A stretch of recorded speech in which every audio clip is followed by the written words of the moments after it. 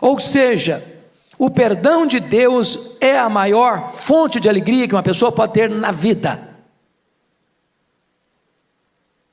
Meus irmãos, o pecado é terrível, é maligníssimo.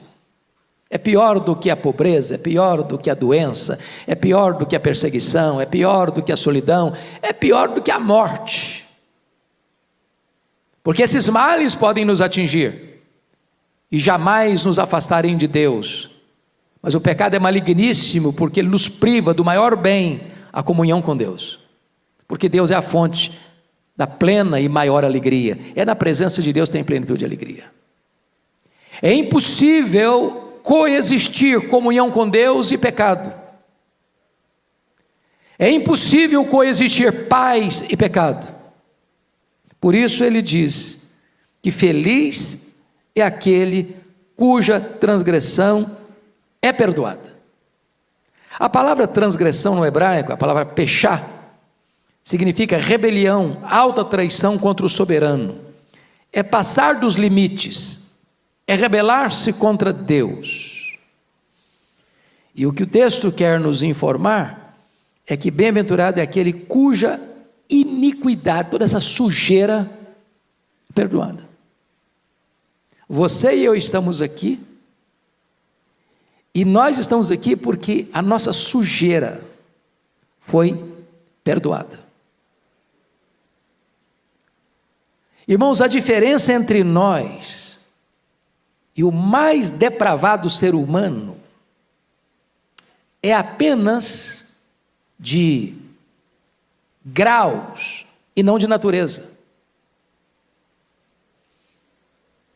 Está dentro de nós todo o potencial para toda a malignidade do pecado. É isso que os teólogos entenderam por depravação total. Não há nenhuma área da nossa vida que não tenha sido afetada pelo pecado. A nossa razão, a nossa emoção, a nossa vontade. Não há parte sã na nossa vida. Como Moody, certa feita, caminhava com um irmão da igreja para uma cruzada nos Estados Unidos, e a pessoa que o acompanhava olhou para um bêbado caído na sarjeta, todo sujo, de vômito, e a pessoa disse: olha aí, Moody, que situação horrível. E Moody disse: ali estaria eu, se não fosse a graça. Nenhum de nós tem condições de jogar a pedra. Nenhum de nós tem condições, eu não faço isso, eu não faço aquilo.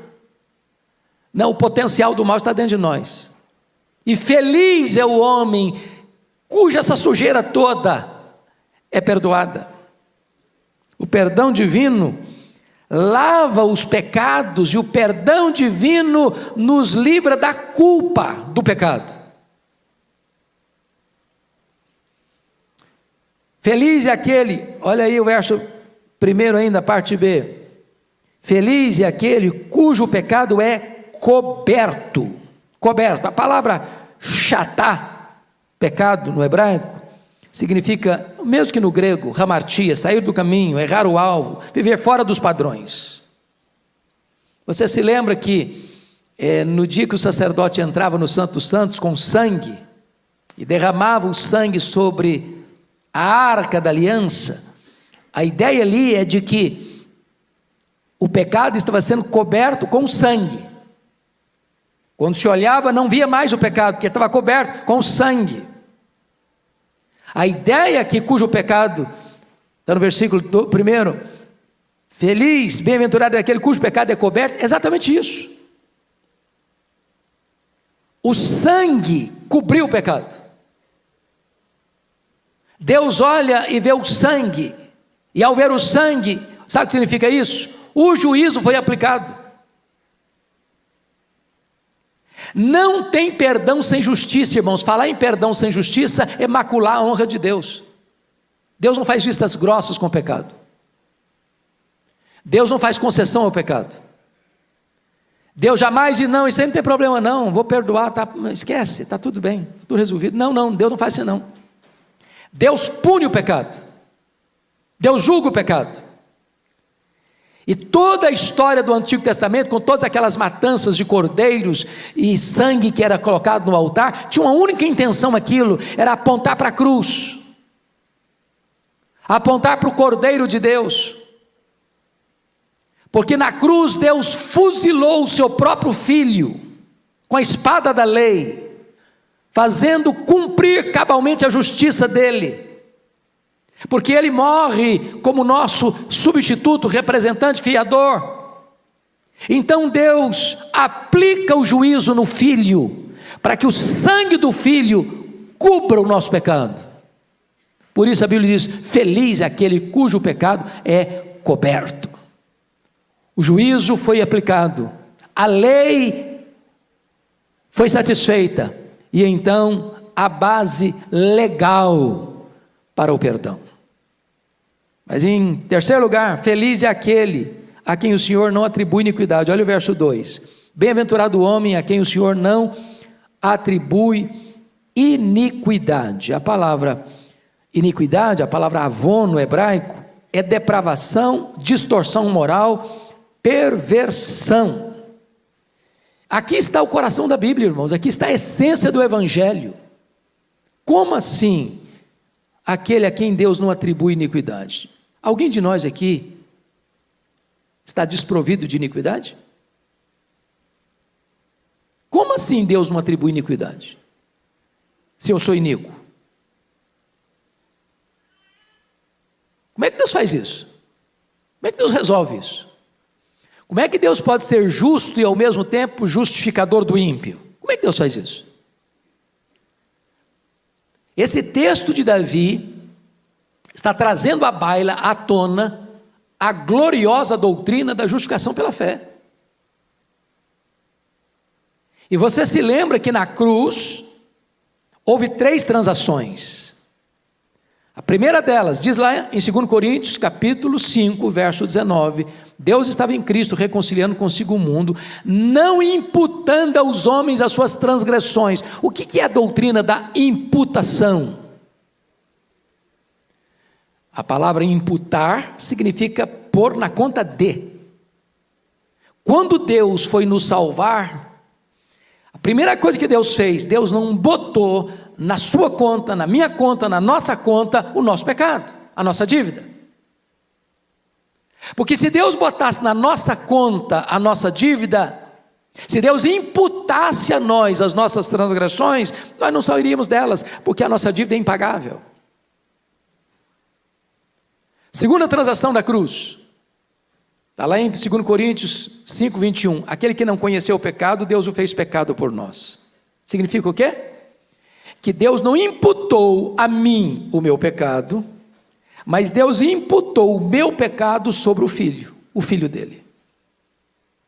Deus lançou sobre ele a iniquidade de todos nós. Ele foi feito pecado por nós. Ele foi ferido pelas nossas transgressões. Agradou ao Pai moê-lo naquela cruz. Deus aplica no Filho o golpe da lei e satisfaz a sua justiça, porque o Filho, como nosso substituto, representante, fiador, morreu pelos nossos pecados em nosso lugar.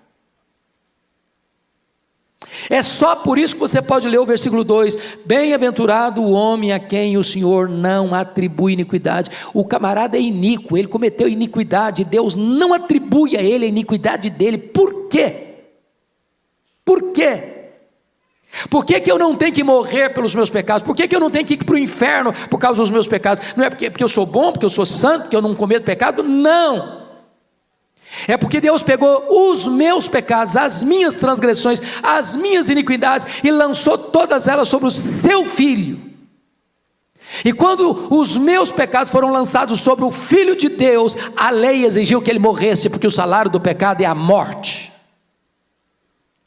Ele não morreu como um mártir, ele não morreu como uma vítima indefesa, ele morreu vicariamente, substitutivamente, ele morreu no nosso lugar, ele morreu pelos nossos pecados.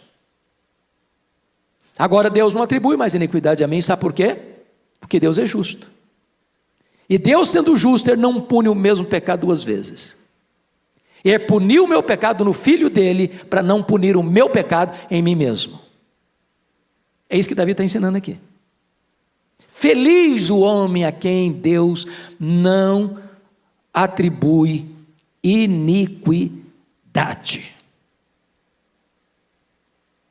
Terceira transação da cruz, está lá em 2 Coríntios 5:21.